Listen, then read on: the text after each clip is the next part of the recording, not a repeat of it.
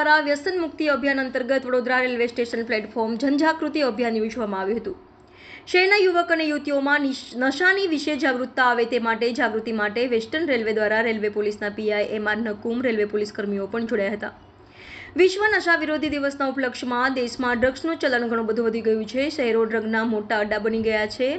વ્યક્તિનું કમજોર મન આ તરફ ના વળી જાય હેતુસર રેલવે પોલીસ દ્વારા અવરનેસ કાર્યક્રમ યોજી વ્યસન મુક્તિ જાગૃતિ અભિયાન યોજી નશા મુક્તિ જાગૃતિ સંદેશ સાથેના બેનરો અને પોસ્ટરો સાથે વડોદરા રેલવે સ્ટેશન પ્લેટફોર્મ પર આવતા જતા ટ્રેનના મુસાફરોને નશા મુક્તિ અંગેની માહિતી આપી જનજાગૃતિ કાર્યક્રમ યોજાયો હતો। આજરોજ જીઆરપી વડોદરા દ્વારા વડોદરા રેલવે સ્ટેશન ખાતે સરકારશ્રીની સૂચના મુજબ ડ્રગ્સ અને તેનાથી થતા નુકસાનકારક બાબતો બાબતે જનજાગૃતિના કાર્યક્રમ અંતર્ગત આજરોજ વડોદરા રેલવે સ્ટેશન ખાતે આવતા પેસેન્જરોને આ આડઅસરો બાબતે અવગત કરવામાં આવેલા છે।